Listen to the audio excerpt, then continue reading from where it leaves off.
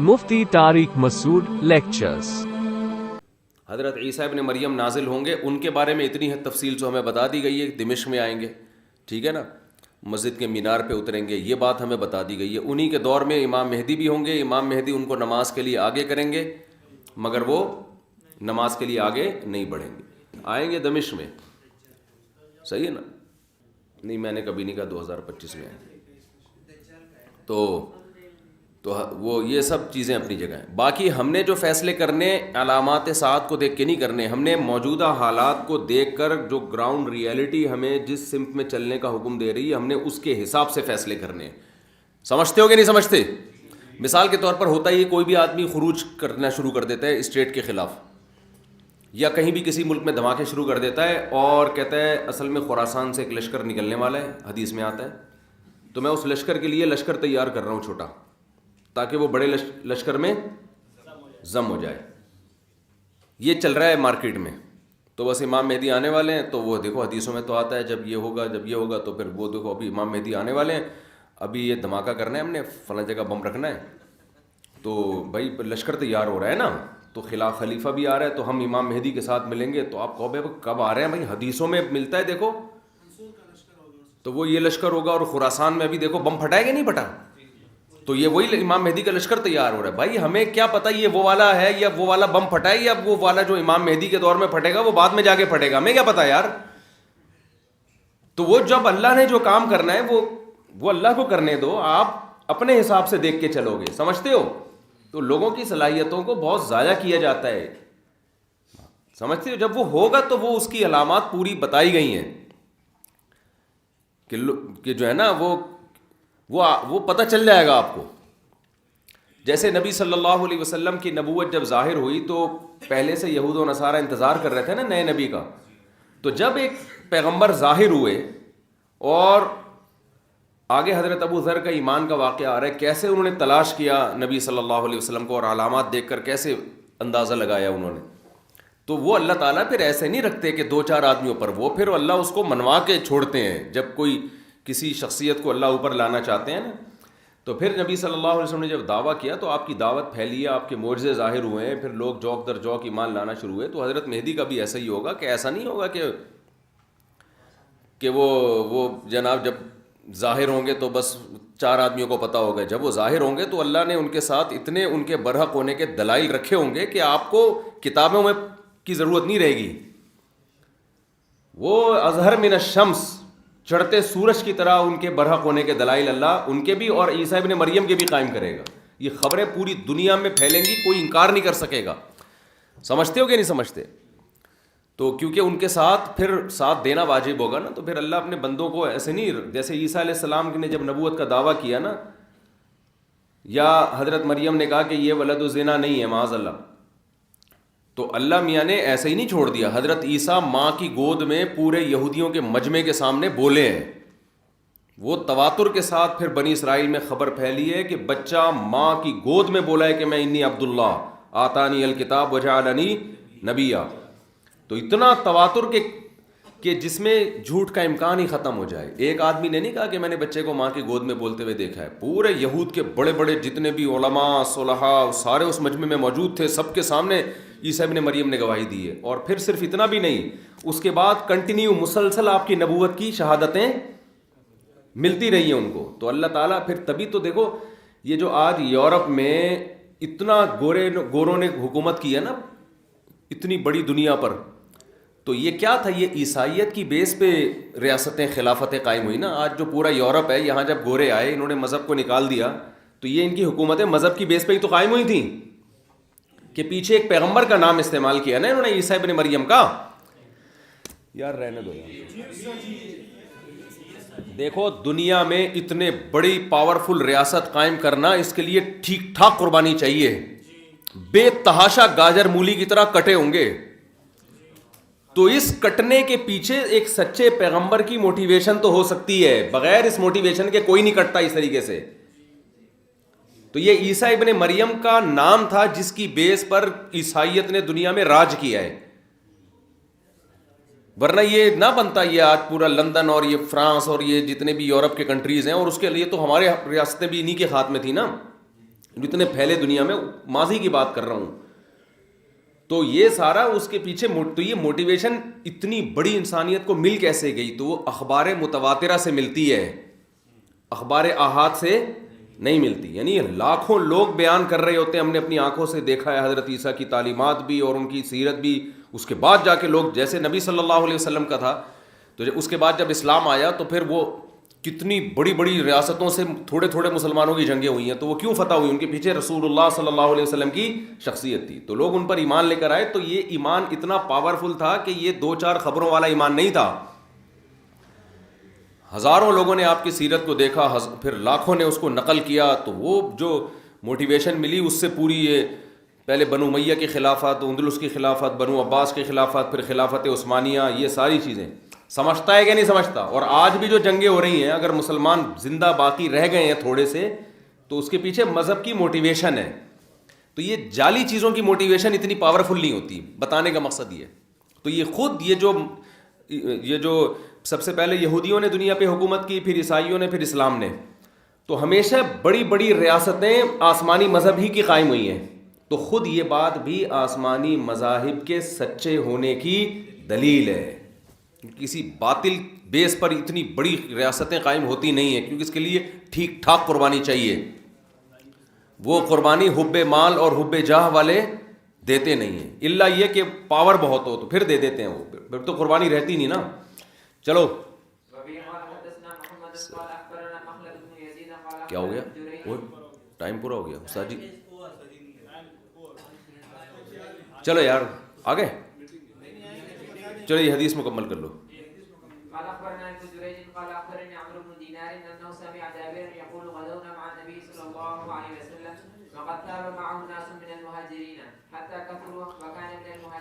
عمرو ابن دینار کہتے ہیں حضرت جابر بن عبداللہ رضی اللہ عنہ کو یہ کہتے ہوئے سنا کہ ہم نے نبی کے ساتھ ایک غزوے میں شریک ہوئے تو مہاجرین میں بھی کچھ لوگ آپ کے ساتھ آ گئے، حتیٰ کثروا، مہاجرین بہت ہو گئے. وکان من المہاجرین رجل اللعاب، مہاجرین میں ایک شخص تھا جو مزاح بہت کرتا تھا.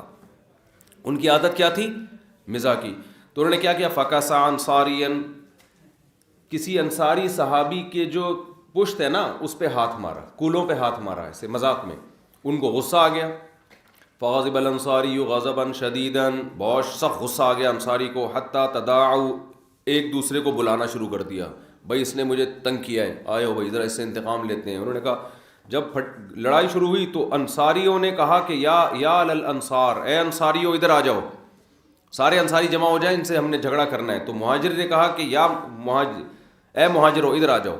تو اب یہ قوم پرستی کی جنگ شروع ہو گئی نا بھائی. وہ کہہ رہے ہیں کہ جو بھی انصار ہیں وہ ادھر آ جائیں. مہاجروں نے کہا جو مہاجر ہیں ادھر آ جائیں. نبی صلی اللہ علیہ وسلم نے نکلے تو فرمایا، ما بالو دعوی اہل الجاہلیہ، یہ جاہلیت والے دعوے کا کیا حال ہے؟ یہ کون سے تم باتیں کر رہے ہو؟ اب دیکھو یہاں قومیت کا استعمال کس کے لیے ہو رہا ہے؟ لڑوانے کے لیے. یہاں قوم پرستی تعصب ہے، حرام ہے، ناجائز ہے. نبی نے قوموں کے حوالے بھی دیے اور یہاں پر آپ قومیت سے منع کر رہے ہیں. ذرا سی جنگ ہو پنجابیوں میں اور پٹھان، ہم پٹھان ہیں، ہم پنجابی ہیں، اس موقع پہ یہ نعرہ ناجائز اور حرام. اور آج کل یہی چل رہا ہوتا ہے، ہم بھی یہ ہیں، ہم بھی پنجابی ہیں، ہم بھی پٹھان ہیں، ہم بھی مہاجر ہیں.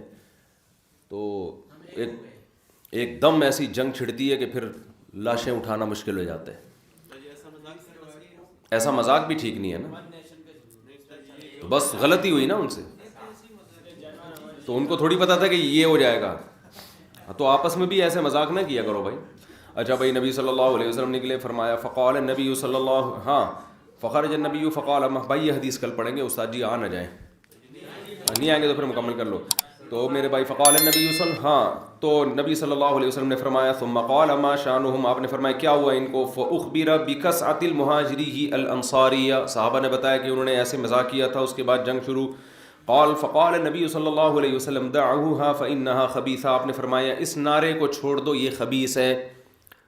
یعنی قوم پرستی کا نعرہ کیا ہے؟ خبیث. ایک حدیث میں آتا ہے منتنا، بدبودار. وہ جو بچہ، بکری کا بچہ نہیں پڑا ہوا ہوتا کچرے میں، مردہ بچہ، تو اس سے جو اس کو بھی منتنا کہتے ہیں نا، بدبو پھیلا رہا ہے. تو یہ قوم پرستی کا نعرہ کیا ہے؟ بدبودار.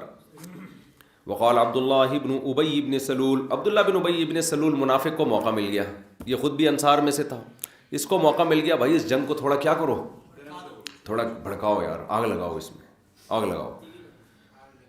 اقد تداعوا علینا، انہوں نے کہا تداعوا علینا، انہوں نے کہا اچھا یہ مہاجرین نے ہم پر اپنی قوم کو بلایا ہے ہم سے لڑنے کے لیے.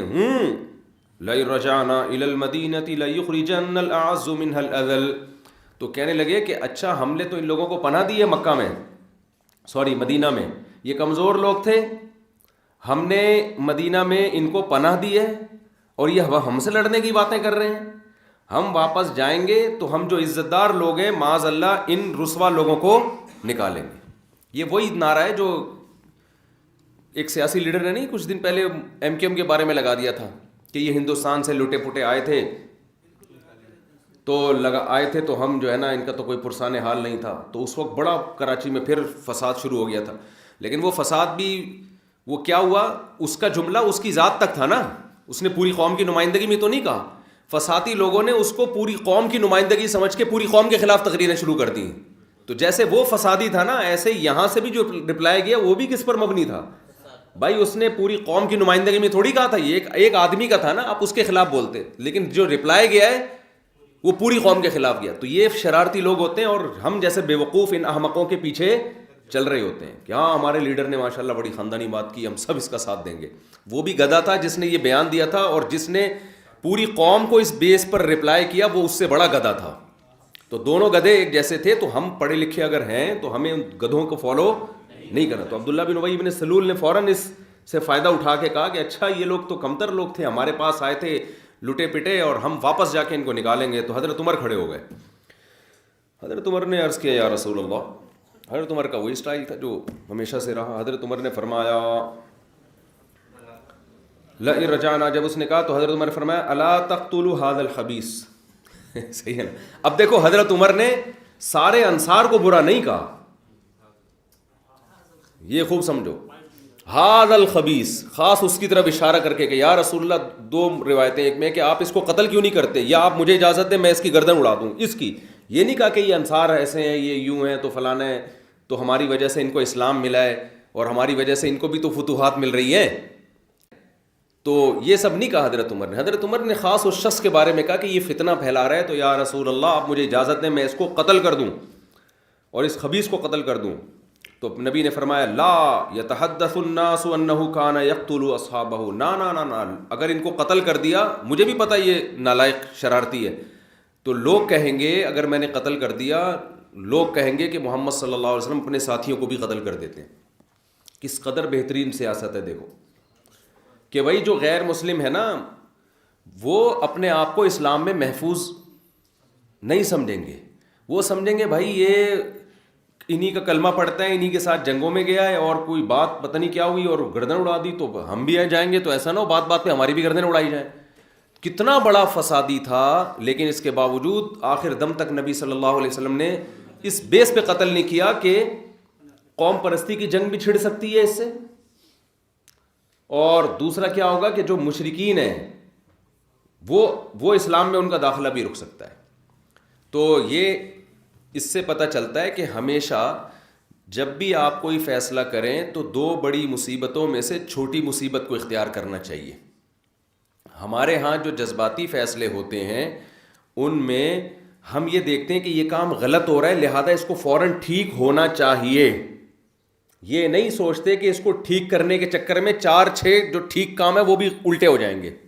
تو یہ زندگی کے ہر پہلو میں الحمدللہ ہمارا فیصلوں کی بنا یہی ہوتی ہے کہ بس یہ غلط ہے تو اس کو ٹھیک کر دو.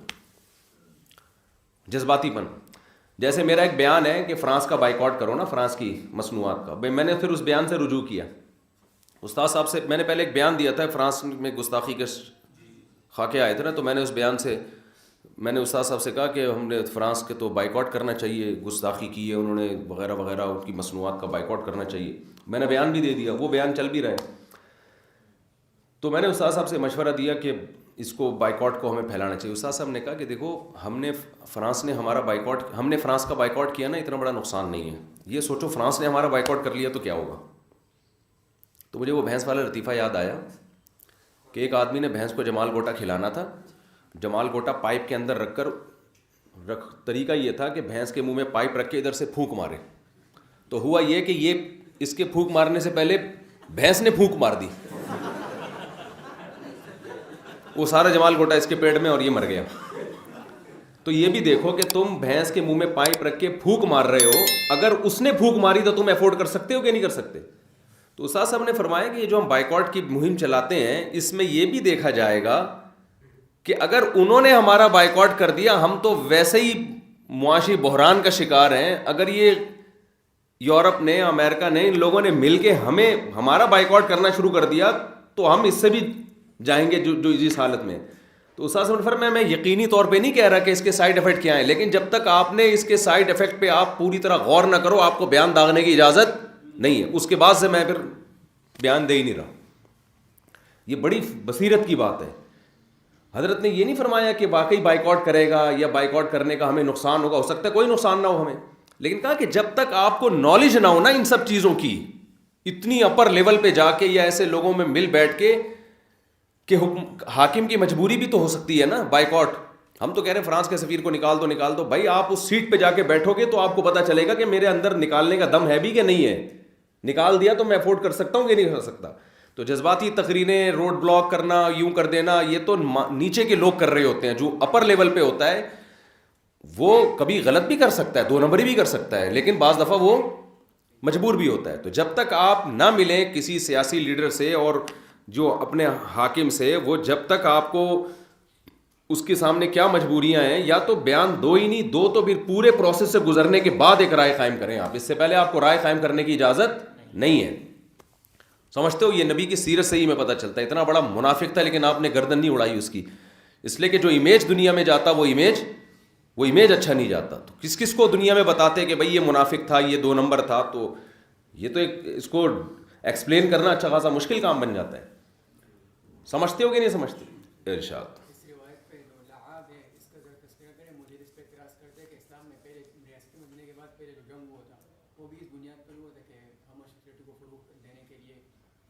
وہ پاگل لوگ ہیں یہ, تو انہوں نے ان کے کولے پہ ایسے ہی ہاتھ مارا نا جیسے مذاق میں نہیں لوگ مار رہے ہوتے تب کی. تو یہ کہہ رہے ہیں ملحد لوگ اس پہ وہ کرتے ہیں کہ اسلام میں جو یہ جنگ شروع ہوئی اور اس کی نیت غلط تھی. نہیں وہ تو مراد لیتے ہیں, تو وہ مراد لیتے ہیں نا, اس میں حدیث میں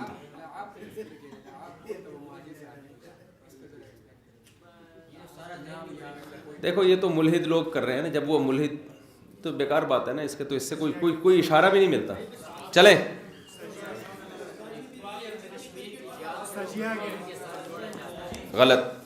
غلط بالکل غلط.